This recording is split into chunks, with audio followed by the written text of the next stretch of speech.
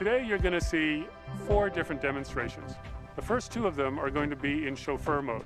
What chauffeur means is that the car drives for you. You would use a chauffeur car if you can't drive, for instance if you're disabled, if you don't want to drive, if the traffic is very bad, or if you're taking a taxi cab ride, like mobility as a service.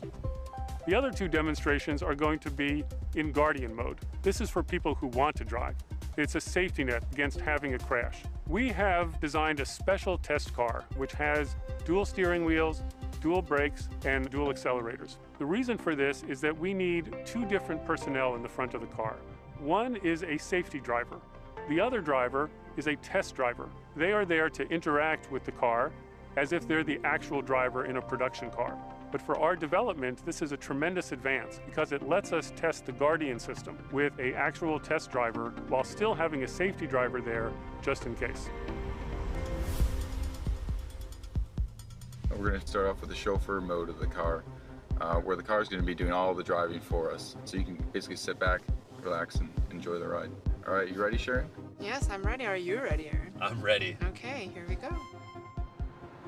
And one of the real-world things that we have to handle in self-driving mode are all the randomness that occurs every day. Actually, in this lap, we're recreating a scenario where we've had a pickup truck drive along the track and actually dump some hay bales out of the back randomly. So what you're going to see is our car senses, does a safe lane change,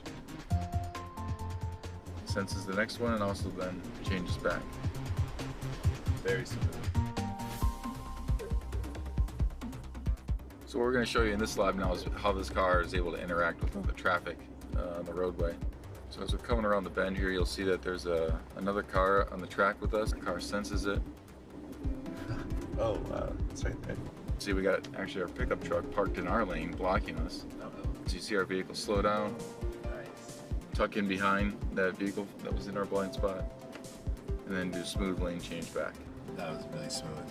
Pretty cool, huh? Yeah, very cool. Now we're going to demonstrate our Guardian system.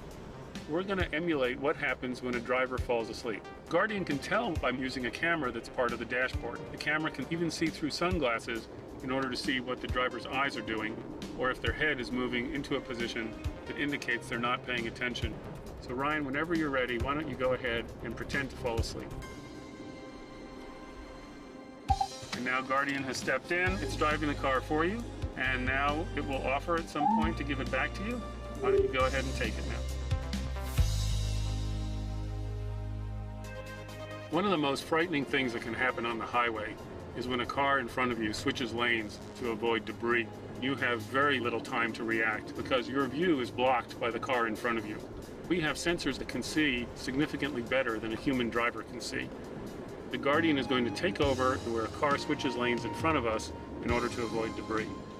Here that car switches lanes, Guardian decides we have to switch lanes also, and we avoid having a crash. Now Guardian has offered to hand back control, and Ryan has taken control back of the car.